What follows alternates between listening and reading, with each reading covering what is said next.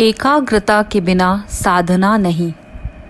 धनुर्विद्या के शिक्षण के दौरान पेड़ पर विराजमान एक चील को दिखाकर द्रोणाचार्य जी ने ये कहा, मेरे इशारे पर चील की गर्दन काट दो।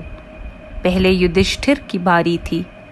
युधिष्ठिर, लक्ष्य लगाओ, मेरी बात पूरी होते ही बाण चलाओ। ये था द्रोणाचार्य जी का आदेश। युधिष्ठिर ने धनुष और बाण को सज्जित किया। उस समय द्रोणाचार्य जी ने पूछा, क्या तुम्हें पेड़ की नोक पर स्थित चील दिखाई दे रही है? युधिष्ठिर ने उत्तर दिया, हाँ, मुझे चील दिखाई दे रही है। तुरंत द्रोणाचार्य जी ने पूछा, क्या तुम्हें इस वृक्ष और मैं दोनों ही दिखाई दे रहे हैं? जिसके जवाब में युधिष्ठिर ने कहा, हाँ, मुझे वृक्ष, आप, वह चील और मेरे भाइयों सभी दिखाई दे रहे हैं। फिर वही प्रश्नोत्तर दोहराया गया। तत्पश्चात द्रोणाचार्य जी नाराज होकर युधिष्ठिर को दूर हटने का आदेश देकर कहने लगे, तुमसे यह निशाना नहीं लगाया जाएगा।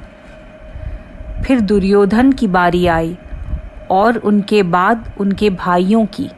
सारे भाइयों ने समान उत्तर दिए कि उन्हें सभी दिखाई दे रहे हैं। भीम और उनके भाइयों का भी यही उत्तर था। फिर अर्जुन की बारी आई।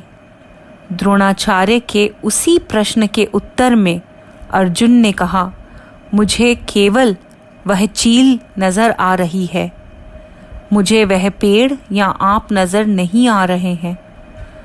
तुम्हें पक्षी तो दिखाई दे रहे हैं ना?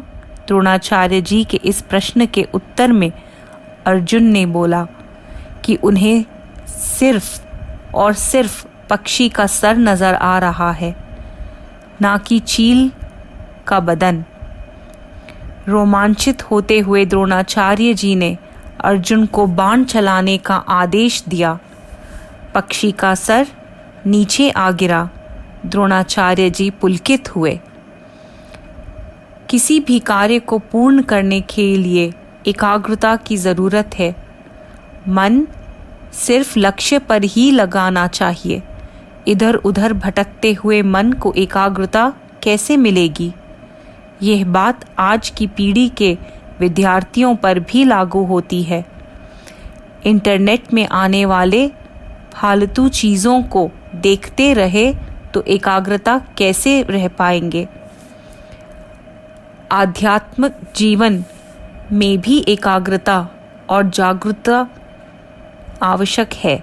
सावधानी से ब्रह्म लक्ष्य को पाना है, यही तो उपनिषद का उपदेश है।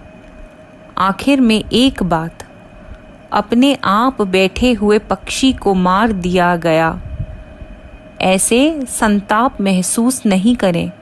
वो पक्षी शिल्पी के द्वारा निर्मित कृत्रिम पक्षी था।